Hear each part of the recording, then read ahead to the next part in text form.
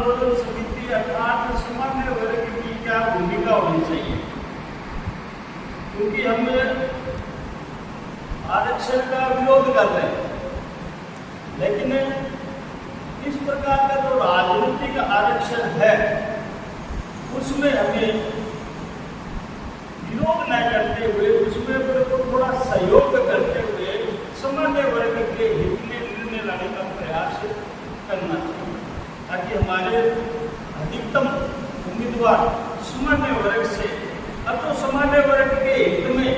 और सामान्य वर्ग की भावी पीढ़ी के प्रति समर्पित होकर के कार्य कर सके, और ऐसे उम्मीदवारों की अपने को चिंता करनी है।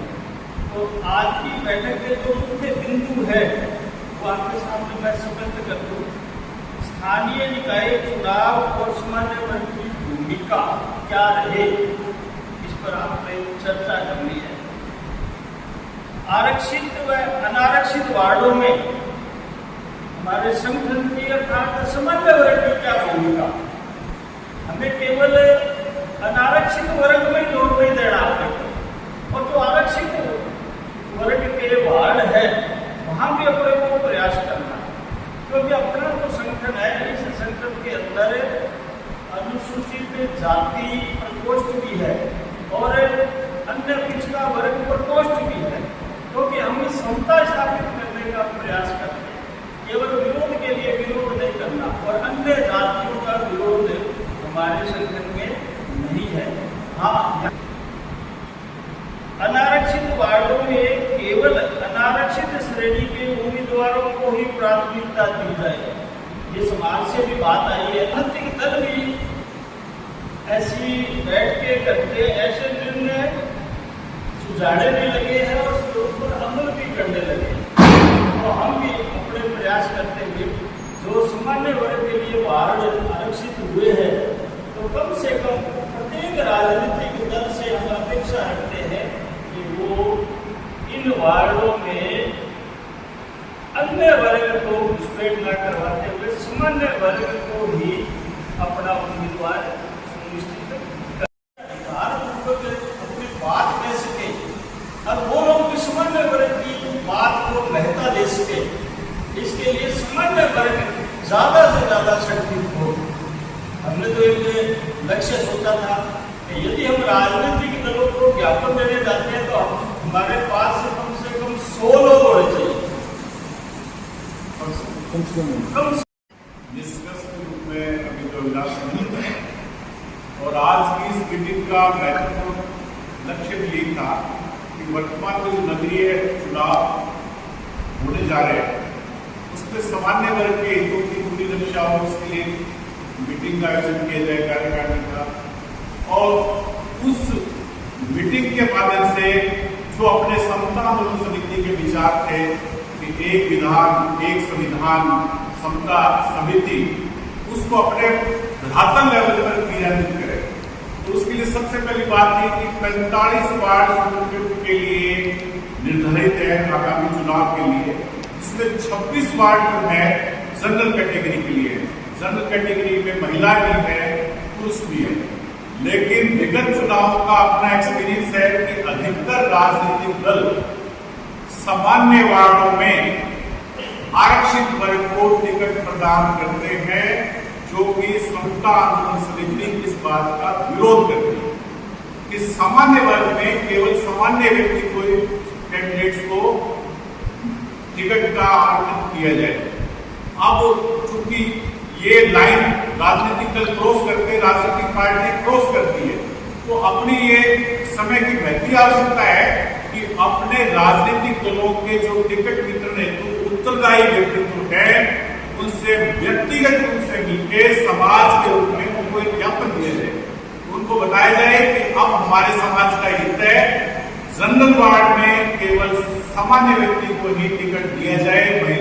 महिला को, उसमें अगर आप आरक्षित वर्ग का प्रवेश करते हैं तो ये समता आंदोलन समिति को मान्य नहीं। तो इसके लिए अपने दोनों पार्टी,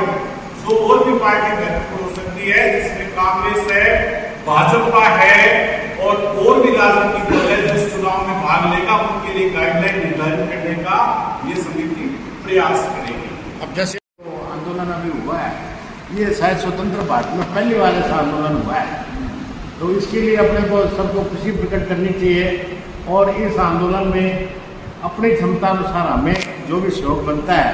वो करना चाहिए। इससे एक बात तय हो जाएगी कि सरकारें आगे आरक्षण के लिए और ज़्यादा बढ़ कर नहीं देगी, कम से कम रुकेगी कहीं तो आकर। तो यहाँ से जैसे शशांक बता रहा था कुछ लोग जाएंगे उसमें, तो हमें उनको सम्मानपूर्वक उनका अभिनंदन करके उनको भेजना चाहिए। इसका प्रतिकार हमें करना है और जैसे कि बताया नवनीत जी कि कल दोनों पार्टियों की मीटिंग है, तो कल सुबह ज़्यादा से ज़्यादा संख्या में इकट्ठा होकर हर व्यक्ति 8-10 लोगों को लेके आए और जो सोशल मीडिया में नाम आ रहे हैं संभावित प्रत्याशियों के, उनसे जो भी 4-5 अपने मुख्य पदाधिकारी को टेलीफोनिक संपर्क करें और कल का स्थान निश्चित करके वहाँ उनको कहें कि आप अपने संगठन को लेके ये प्रत्याशी है जो